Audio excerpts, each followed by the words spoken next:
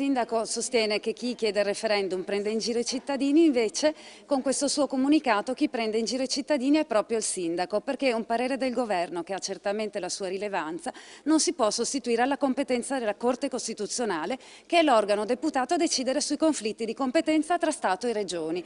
Quindi avremo una verità sulla legittimità o meno solo quando si esprimerà la Corte Costituzionale. Se il Movimento 5 Stelle chiama in causa la Corte Costituzionale, secondo il presidente del Movimento Autonomia di Mestre Stefano Chiaromanni, sul referendum per la separazione da Venezia può decidere solo la Regione Veneto. Non sono competenti né il sindaco né il comune né quello che Chiaromanni, tra i promotori della consultazione popolare, definisce uno sconosciuto capodipartimento del Ministero dell'Interno. Anche dal Partito Democratico si esprimono dubbi sul fatto che il Viminale possa avere l'ultima parola sulla vicenda. La questione va riportata anche in sede di Corte Costituzionale. È evidente che c'è un conflitto, e questo è vero, tra la legge costituzionale che prevede il referendum e invece la separazione del Comune di Venezia in più comuni previsto dalla legge Del Rio sulla città metropolitana.